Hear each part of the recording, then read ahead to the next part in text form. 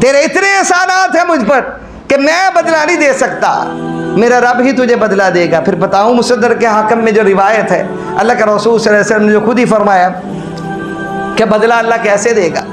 میں نے گزشتہ جمعہ شاید یہ روایت سنائی ہے کہ صحیح بخاری میں عبداللہ ابن عباس فرماتے ہیں آخری وقت میں رسول اللہ صلی اللہ علیہ وسلم نے خطبہ دیا تھا، خطبے میں اللہ کے رسول صلی اللہ علیہ وسلم نے یہ بات کہی تھی، اللہ کا خوخت ابا بکر، کہ جتنی کھڑکیاں اور دروازے مسجد نبوی کی طرف کھلتے ہیں سارے بند کر دو، اللہ ابا بکر، مگر ابو بکر کا دروازہ اور کھڑکی بند نہیں کرنی، اس کو کھلا رہنے دینا، کہ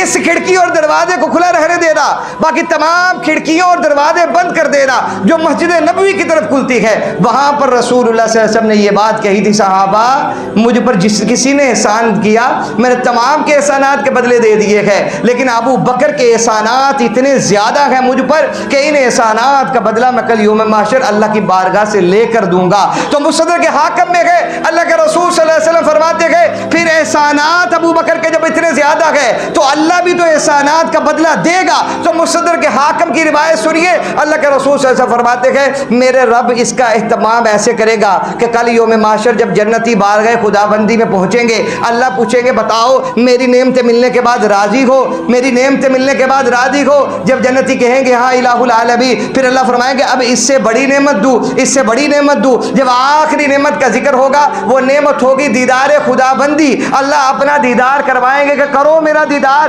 جس رب کو بغیر دیکھے تم سجدے کرتے رہے، جس رب کو بغیر دیکھے تم رکوع میں پڑے رہے، جس رب کو بغیر دیکھے تم گناہوں سے رکتے رہے، آج اپنے اس رب، اپنے اس پالنہار کی کا دیدار کر لو۔ اللہ کے رسول صلی اللہ علیہ وسلم فرماتے ہیں پھر اللہ رب العالمین اپنا ایک عمومی دیدار کروائیں گے جو سارے دیکھیں گے۔ جب سارے دیکھ چکیں گے پھر اللہ فرمائیں گے ابو بکر تو ادھر آ، پھر ابو بکر کو رب العالمین اپنا خصوصی دیدار فرمائیں گے کہ اے ابو بکر اب جی بھر کے اپنے رب کی زیارت کر لے کہ تیرے لیے میرے حبیب کہہ کر آئے تھے کہ میں نے سب کے احسانات کے بدلے دے دیے، ابو بکر تیرا مقروض ہو کر دنیا سے جا رہا ہوں کہ تیرے احسانات اتنے ہیں کہ ان احسانات کا بدلہ رب العالمین دے گا۔ تو اللہ کہیں گے ابو بکر آؤ اور اب جی بھر کے میرا دیدار کر لو۔ رسول اللہ صلی اللہ علیہ وسلم فرماتے ہیں مستدرک حاکم کی اس روایت میں کہ یہ وہ مقام ہوگا جب رب العالمین ابو بکر صدیق رضی اللہ تعالیٰ عنہ کو ان کی نیکیوں کا بدلہ عطا فرمائیں گے۔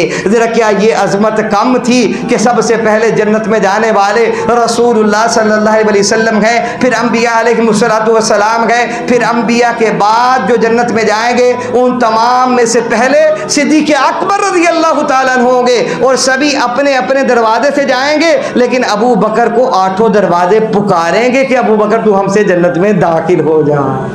کہ ابو بکر کے داخل ہونے سے اس جنت کی عزت بڑھ جائے گی کہ ابو بکر کو سارے کے سارے پکاریں گے کہ ابو بکر تو ہم سے داخل ہو جا۔ اب یہاں پر یہ سفر آگے چلتا ہے، حضرت ابو بکر صدیق رسول اللہ صلی اللہ علیہ وسلم کو ساتھ لیے مدینۃ المنورہ پہنچتے گئے۔ اب ایسا رنگ چڑھ گیا تھا صدیق اکبر رضی اللہ تعالیٰ عنہ پر رسول اللہ صلی اللہ علیہ وسلم کا کہ جب مدینۃ المنورہ پہنچتے ہیں تو مدینۃ المنورہ پہنچ کے لوگوں سے پہچان ہی نہیں ہو رہی تھی کہ غلام کون ہے اور آقا کون ہے۔ لوگ ابو بکر صدیق رضی اللہ تعالیٰ عنہ کے ساتھ مسافہ کے لیے بڑھنے لگے تو حضرت ابو بکر صدیق اٹھے، اپنی چادر لی اور رسول اللہ صلی اللہ علیہ وسلم پر سائبان تان دیا۔ آج بھی قباء مسجد کے سامنے مقام عریش کے مقام پر وہاں پر سائبان جس جگہ پر ابو بکر صدیق رضی اللہ تعالیٰ عنہ نے تانا تھا وہاں وہ مقام آج بھی موجود ہے۔ صدیق اکبر رضی اللہ تعالیٰ عنہ نے اس سائبان کو اوپر کر دیا اور خود پکڑ کے کھڑے ہو گئے تاکہ لوگوں کو معلوم ہو جائے میں غلام ہوں اور یہ میرے آقا ہے۔